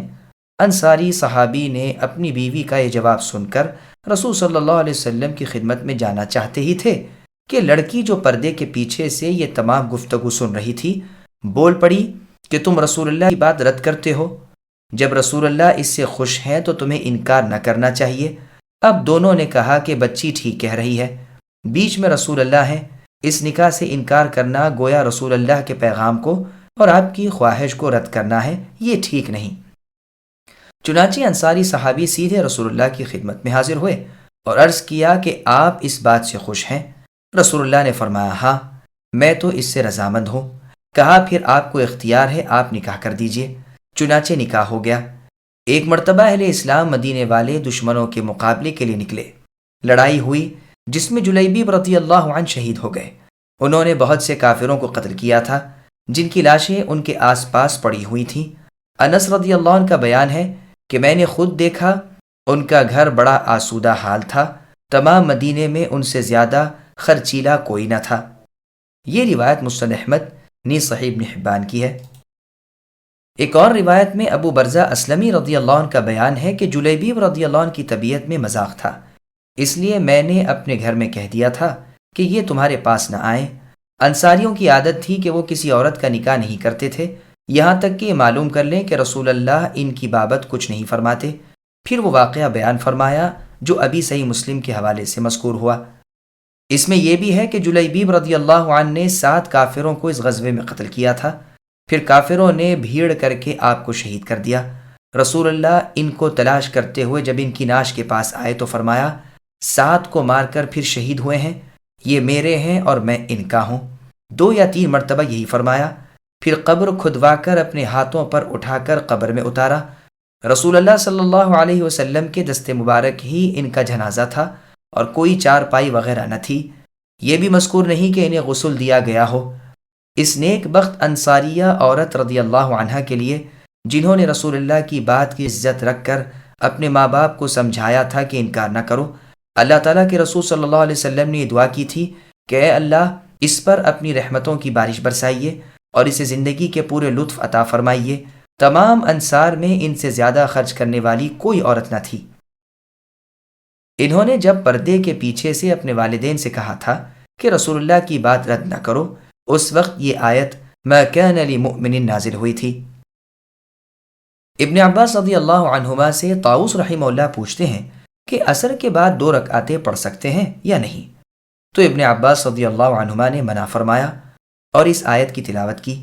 پس یہ آیت گو شان نزول کے اعتبار سے مخصوص ہے لیکن حکم کے اعتبار سے عام ہے۔ اللہ تعالیٰ اور اللہ کے رسول صلی اللہ علیہ وسلم کے فرمان کے ہوتے ہوئے نہ تو کوئی مخالفت کر سکتا ہے، نہ اسے ماننے نہ ماننے کا اختیار کسی کو باقی رہتا ہے، نہ رائے قیاس کرنے کا حق، نہ کسی اور بات کا، جیسے اللہ سورہ نساء کی آیت نمبر 65 میں فرمایا فَلَا وَرَبِّكَ لَا يُؤْمِنُونَ حَتَّى يُحَكِّمُوكَ الآیہ، یعنی اے نبی قسم ہے آپ کے رب کی، لوگ ایماندار نہ ہوں گے جب تک کہ وہ اپنے آپس کے تمام اختلافات میں آپ کو حاکم نہ مان لیں، پھر آپ کے فرمان سے دل میں کسی قسم کی تنگی نہ رکھیں بلکہ دل کھول کر تسلیم کر لیا کریں۔ امام بغوی کی کتاب شرح السنہ میں صحیح حدیث ہے، اس ذات کی قسم جس کے ہاتھ میں میری جان ہے کہ تم میں سے کوئی مؤمن نہیں ہوگا جب تک کہ اس کی خواہش اس چیز کے تابع دار نہ بن جائے جسے میں لایا ہوں۔